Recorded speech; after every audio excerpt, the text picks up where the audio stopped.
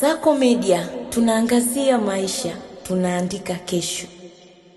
Ushindi wa 1-0 dhidi ya Chelsea ulikuwa wa kihisia na wa kihistoria kwa Arsenal the Gunners, ambao wamekuwa wakiumia mara kadhaa katika nusu fainali za mashindano mbalimbali ikiwemo kombe la EFL 2022 na Europa League 2021. Hatimaye Gunners waliweza kuvunja mkosi huo wa kufuzu fainali kwa mara ya kwanza baada ya miaka 6. Katika fainali hiyo itakayochezwa Wembley tarehe 22 Machi, Arsenal watakutana na mshindi kati ya Manchester City na Newcastle United. Kwa sasa Manchester City wanaongoza kwa mabao 2-0 dhidi ya Newcastle kuelekea mchezo wa marudiano utakaochezwa kwenye uwanja wa Etihad. Arsenal hawajashinda kombe la EFL tangu mwaka 1993 na wamepoteza fainali zao 3 za mwisho walizoshiriki. Hii inawapa nafasi ya kipekee kumaliza ukame wa mataji na kushinda kombe lao la kwanza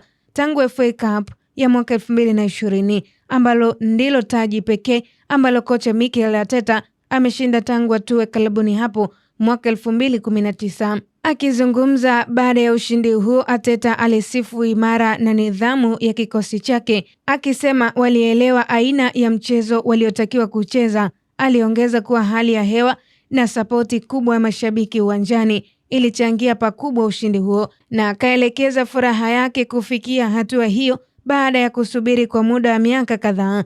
Msimu huu unaonekana kuwa wa kukumbukwa kwa Arsenal, ambao wanaongoza ligi kuu England kwa tofauti ya pointi 6 na pia walifuzu hatua ya 16 bora ya ligi ya mabingwa barani Ulaya baada ya kushinda mechi zao 8 za hatua ya makundi. Hata hivyo, wamekuwa wakikosolewa kwa kutegemea sana mabao ya mpira wa kona na mipira ya faulo. Arteta alijibu vikali wakosoaji hao, akisisitiza kuwa timu yake ni miongoni mwa zile zinazocheza soka la kuvutia zaidi barani Ulaya. Ingawa ushindi dhidi ya Chelsea haukuwafanya wakosoaji kunyamaza, Arteta hakujali hilo baada ya kuhakikisha timu yake inafika Wembley. Katika mchezo huo Chelsea walijitahidi kurejea mchezoni, lakini walishindwa kutumia nafasi zao. Licha ya mabadiliko yaliyofanywa na kocha Liam Rossini, Arsenal walibaki imara na hatimaye Kai Havertz alifunga bao la ushindi katika dakika za mwisho za majeraha. Rossini alikiri maumivu ya kipigo hicho,